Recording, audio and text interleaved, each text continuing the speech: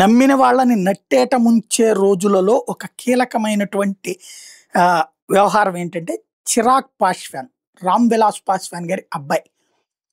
అతను లోక్ జనశక్తి పార్టీ వాళ్ళ నాన్న పేరుతో నడుపుతున్నాడు, రామ్ విలాస్ పాస్వాన్ పేరుతో.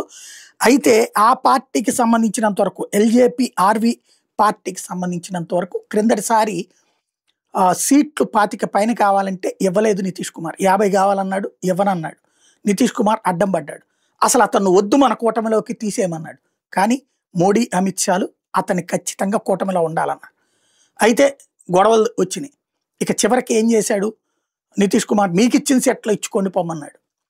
ఇక ఆ రోజున నితీష్ కుమార్కి బుద్ధి చెప్పాలని నువ్వు విడిగా పోటీ చేయన్నారు. 238 స్థానాల్లో పోటీ చేశాడు.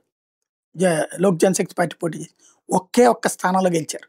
కానీ నితీష్ కుమార్ని 40 చోట్ల పడుకోబెట్టారు, 40 సీట్లు పోగొట్టారు. బీజేపీ ఎన్డీఏ కూటమిలో సింగిల్ లార్జెస్ట్ పార్టీ అయింది. ఆ తర్వాత మళ్ళీ పార్లమెంట్ ఎలక్షన్ దగ్గరికి వచ్చేటప్పటికి అదే చిరాగ్ పాస్వాన్ బీజేపీతో కలిసి ఆ కూటమిలోనే ఉన్నాడు.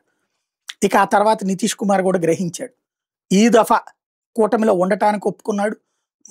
తక్కువ సీట్లు అంటే ఇప్పుడు కూడా 50 అడిగిన 27కి ఒప్పించాడు అమిత్ షా.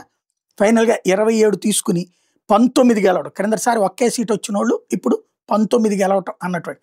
తద్వారా రామ్ విలాస్ పాస్వాన్ వారసత్వం చిరాగ్ పాస్వాన్ ప్రూవ్ చేసుకున్నాడు. ఆల్రెడీ కేంద్ర మంత్రి వ్యవహారాలు నడుపుతున్నాడు.